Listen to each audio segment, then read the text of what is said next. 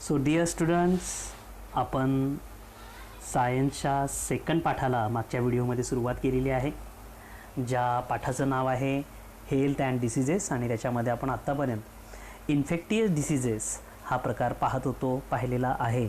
You know that basically two main types are there of the diseases, that is infectious diseases and non-infectious diseases. So on today we are going to move to the next point from the chapter. आणि आजचा जो point आपण शिकणार आहोत तो असा आहे, some important diseases of present days. Now before to go to the important diseases of present days, म्हणजे आजच्या काळातली महत्त्वाची असणारी अशी कोणती डिसीजेस आहेत, महत्त्वाची म्हणजे ज्याच्याबद्दल आपल्याला माहिती असणं गरजेचं आहे, आपण काळजी घेणं गरजेचं आहे, म्हणून त्याला आपण महत्त्वाचे डिसीजेस असं म्हटलेलं आहे. Now the question is that 3 questions are given here for you students. The first is that how can we observe the personal hygiene? So the first question is how can we observe the personal hygiene? तुम्ही स्वतःची स्वच्छता कशी बाळगता? The first thing, regularly you are taking the bath. कोणी असं तुमच्यापैकी नाही आहे की आपण आंघोळ करत नाही, सगळेजण दररोज आंघोळ करतात. ही एक बेस्ट सवय आहे ज्याच्यामुळं काय आपलं हायजीन मेंटेन राहतं. Next, when the students or any one going to the toilet and coming back, then we are washing our hands with the soap. साबणाने आपण हात धुतो जेव्हा आपण टॉयलेटला जाऊन येतो, ती एक चांगली सवय आहे. अशा अनेक सवयी तुमच्याकडे असतील, जसं की before eating something you are washing your hands, again wearing the clean clothes, doing regularly brush, that means you are brushing your teeth. अशा चांगल्या सवयी आहेत ज्या की तुम्हा सर्वांना आहेत. या माध्यमातून आपण पर्सनल हायजीन मेंटेन ठेवतो. Second question you can see on the screen that why should we drink boiled water in a rainy season. पावसाळ्याच्या दिवसामध्ये आपण बॉइल्ड वॉटर का पिलं पाहिजे, म्हणजे पाणी उकळून का पिलं पाहिजे. So the answer is in a rainy season the rain water seeps into the storage of water. पावसाचं पाणी काय होतं, जिथे कुठे वॉटर स्टोरेज आहे तिथं जाऊन ते सीप होतं, म्हणजे मध्ये झिरपलं जातं. And that water comes in our drink directly or indirectly. तेच पाणी आपल्या पिण्यासाठी येतं, जसं की बोरचं पाणी आपण पितोय किंवा नळाला पाणी आलेलं आहे ती आपण पितोय.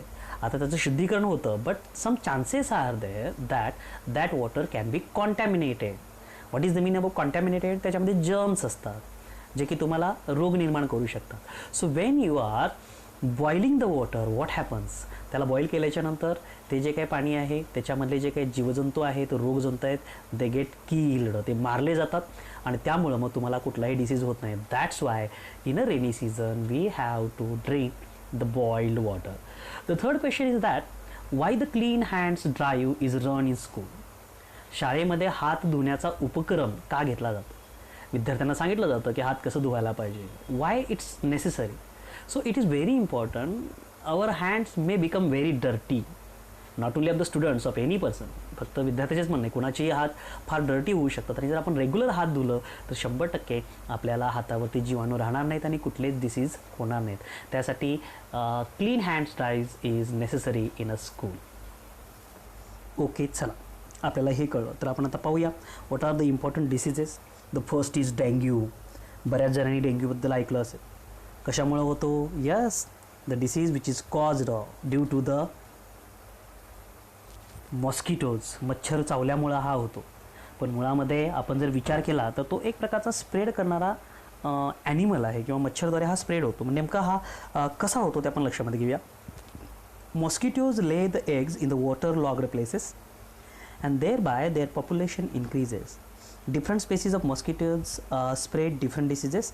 डेंग्यू हा रोग कुणामुळे होतो तर एडिस एजिप्ती नावाचा एक मॉस्किटो आहे आणि त्याच्यामुळे हा डिसीज होतो.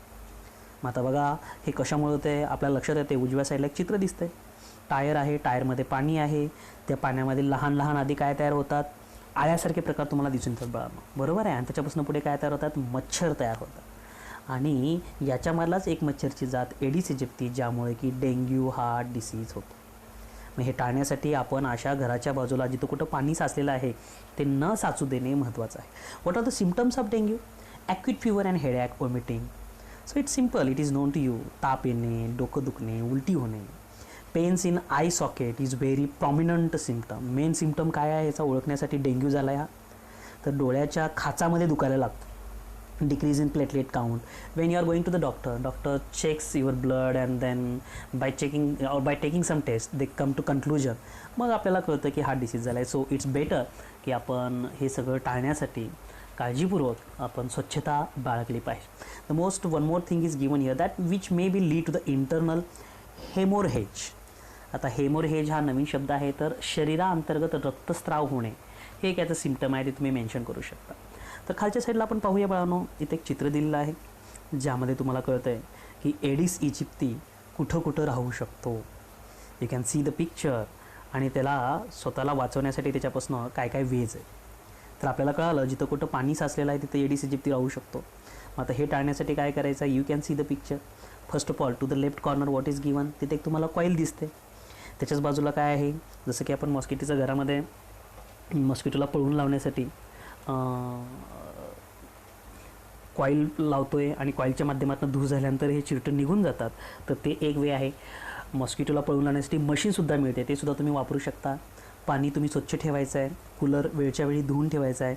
लहान बाळांना मोठ्यांना पूर्ण अंग भरून कपडे घालायचे आहेत जेणेकरून त्या बाळाला चिरट शक्यतो चावणार नाहीत. नंतर घरामध्ये तुम्ही विशिष्ट प्रकारचे मासे पाळू शकता जे की यांच्या या चिरटांना आधीच त्यांच्या जन्माच्या वेळीच खाऊन टाकू शकतात. आणि नंतर आहे मग आपण फवारणीसुद्धा नगर परिषदकडनं करता येते. So these are the ways by which we can prevent from the bite of mosquito or we can prevent the disease dengue असं आपल्याला याच्याबद्दल सांगता येईल. To the right side one more information is given here about the malaria. That malaria is spread by the female anopheles while elephantiasis by female, culex anopheles and Aedes grow in a clean water while culex in a dirty sewage water. म्हणजे मलेरियाचा विचार केला तर dirty वॉटरमध्ये ते जे चिरटं असतात त्याच्यामुळे होतो. आणि जर आपण डेंग्यूचा विचार केला तर आपल्याला सांगता येईल की ते शुद्ध पाणी म्हणजे स्वच्छ पाणी जिथं साठवलं जातं कूलरमध्ये आहे किंवा आणखी टायरमध्ये आहे तर त्याच्यामध्ये इन शॉर्ट ज्या ठिकाणी चिरटांचा जन्म होऊ शकतो ते सगळंच आपण टाळलं पाहिजे. Next is here we have to think about the second disease, swine flu. आता स्वाईन फ्लू म्हटल्यानंतर सगळ्यांना आठवतं पिग, येस ना. Infection for swine flu occurs through the pigs and the humans. माणसाकडनं पण होतं आणि पिगकडनं पण होतं. Viruses of swine flu are spread through the secretions of nose, throat and saliva. सध्या आपण कोरोनाच्या बाबतीमध्ये पाहतोय सेम तसंच आहे. नोज असेल, थ्रोट असेल, सॅलिवा असेल, त्या व्यक्तीनं खोकलेलं असेल तर ते ड्रॉपलेट्स जे असतात त्याच्या माध्यमातून स्वाईन फ्लू होऊ शकतो, हे लक्षात घ्यायला पाहिजे. What are the symptoms of swine flu? Difficulty in breathing, same as like a corona, लक्षात घ्या. आणि सोर थ्रोट, बॉडी पेन्स, हे सिम्पल आहे, तुम्ही लक्षात घेऊ शकता. So this is about the swine flu. Next we have to think about the third disease. That means here we are talking about the popular diseases, important diseases in present. AIDS. आता तुमच्यासाठी थोडासा हा शब्द माहीत पण असेल आणि माहीत पण नसेल. एड्स म्हणजे भयानक रोग आहे ना, AIDS. त्याचं लॉंग फॉर्म असा आहे बघा ना, ॲक्वायर्ड इम्युनो डिफिशियन्सी सिंड्रोम. कोणत्या व्हायरसमुळे हा डिसीज होतो तर तो होतो HIV, human immuno deficiency virus. HIV जर एखाद्या व्यक्तीच्या शरीरामध्ये प्रवेश केला तर त्याला जो रोग होतो त्याला एड्स म्हणलं जातं. मग एड्स आणि HIV ह्या दोन वेगळ्या गोष्टी आहेत हे आपण लक्षात घेतलं पाहिजे. म्हणजे HIV हा व्हायरस आहे आणि त्याच्यामुळं एड्स हा डिसीज होतो. In this disease victims suffer from the various diseases due to the progressive weakness of the natural immunity. Basically जर HIV एखाद्या व्यक्तीच्या शरीरामध्ये गेला तर त्याची प्रतिकारशक्ती सर्वात पहिल्यांदा कमी होते आणि त्यामुळे मग त्याला वेगवेगळे आजार होतात. Diagnosis of AIDS cannot be confirm without the test in medical laboratories. म्हणजे अंदाजे आपण असं नाही सांगू शकत की त्याला एड्स झाला आहे.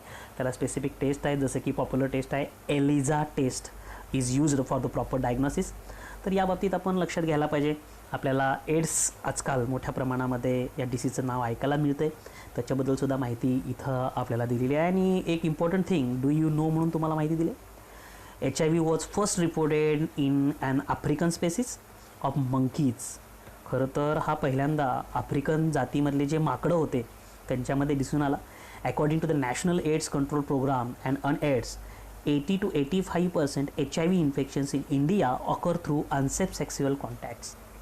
लिटल बिट तुम्हाला लक्षात येईल की अनसेफ सेक्स्युअल कॉन्टॅक्ट केल्यामुळं सुद्धा 80 ते 85% प्रमाणात हा रोग भारतात स्प्रेड होतो आहे असं त्यांनी सांगितलं आहे. Number of things are there.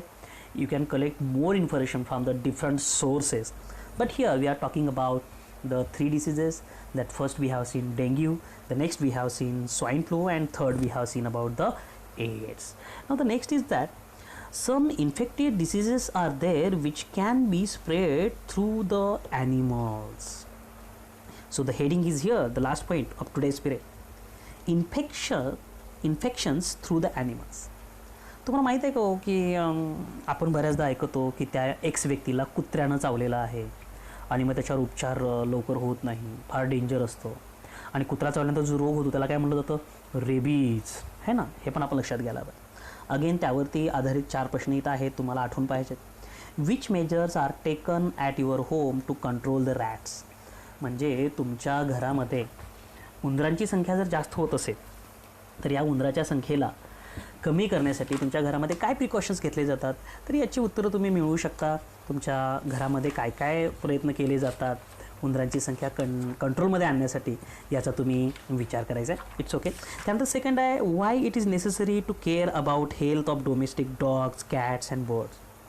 आपल्या घरामध्ये पाळीव प्राणी असतात, पक्षी असतील किंवा मग कुत्रा असेल, घरामध्ये पाळलेला मांजर असेल, तर यांच्यासुद्धा आरोग्याची काळजी घेतली पाहिजे. का हो? Because they are coming in contact with us. आपल्या कॉन्टॅक्टमध्ये आहेत. Sometimes there are chances they are biting you. चुकून ते तुम्हाला चावू शकतात आणि त्यांचं जर आरोग्य चांगलं नसेल तर तो धोका तुम्हालासुद्धा आहे. That's why we have to take care of domestic animals as they are the pets animals, असं पण आपल्याला म्हणता येईल. आणि जर ते आजारी असतील तर त्याचा डिस्टर्बन्स तुमच्यासुद्धा शरीरावरती होऊ शकतो. आणि that's why we have to take care of that animals as they are the pet animals. आपले पाळीव प्राणी आहेत.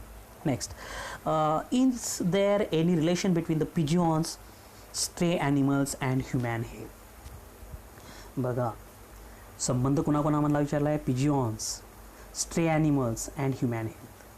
म्हणजे कबूतर असेल किंवा मग स्ट्रे ॲनिमल्स म्हणजे मोकाट फिरणारी जनावरं असतील, आणि काय मग ह्युमॅन हेल्थ आहे, ह्यांचा काही संबंध आहे का?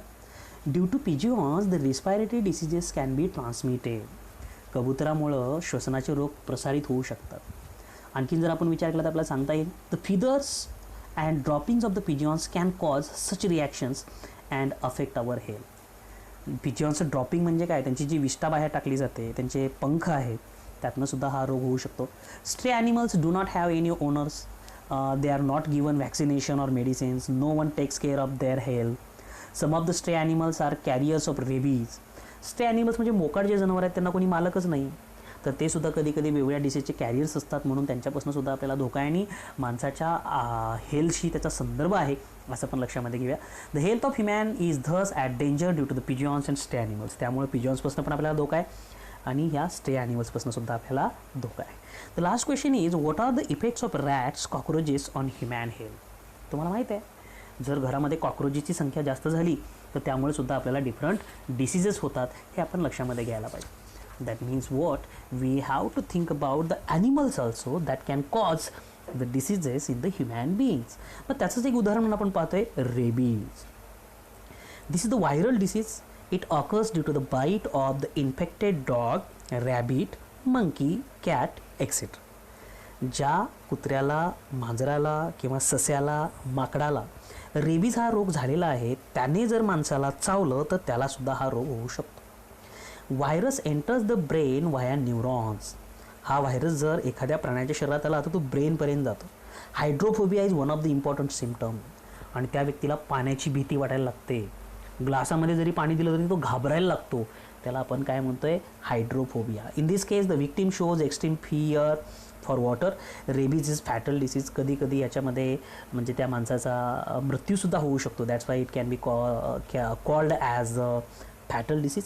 And the symptoms of rabies, fever for 2 to 12 weeks. बऱ्याच कालावधीसाठी ताप राहतो. एक्झॅगरेशन्स इन बिहेवियर, तो नॉर्मली वागत नाही. आपण म्हणतो की तो माणूस कुत्र्यासारखा करायला लागला होता, तर या प्रकारच्या बिहेवियरला आपण एक्झॅगरेशन इन बिहेवियर असं म्हणतो. आणि हायड्रोफोबिया, पाण्याची भीती वाटणे, हे आपण लक्षामध्ये घ्यायला पाहिजे. म्हणजे प्राण्यांच्यासुद्धा माध्यमातून आपल्याला रोग होऊ शकतात आणि त्याचंच उदाहरण म्हणून आपण इथं पाहिलेलं आहे, रेबीज. तर पहा, आजच्या तासासाठी एवढं सफिशियंट आहे. आपण आज काय काय पाहिलं हे तुमच्या लक्षात येतं. तर आज आपण काय काय पाहिलं हे तुमच्या लक्षात आलेलं आहे. आता याच्यानंतर नॉन इन्फेक्टिव्ह डिसीजेस हा भाग राहतो आहे. त्याच्यासाठी मी पुढचा व्हिडिओ बनवेन. व्हिडिओ सगळ्यांनी पूर्ण पाहायचा आहे आणि या पाठाचे सगळेच व्हिडिओ मिळवण्यासाठी आपण चॅनलला सबस्क्राईब करायचं आहे, म्हणजे सगळंच तुम्हाला क्लिअर मिळेल. आणखीनही चांगल्या पद्धतीचे व्हिडिओ बनवण्यासाठी मी प्रयत्न करणार आहे. तर राहिलेला भाग आपण आता पुढच्या तासामध्ये पाहूया. तोपर्यंत सी यू.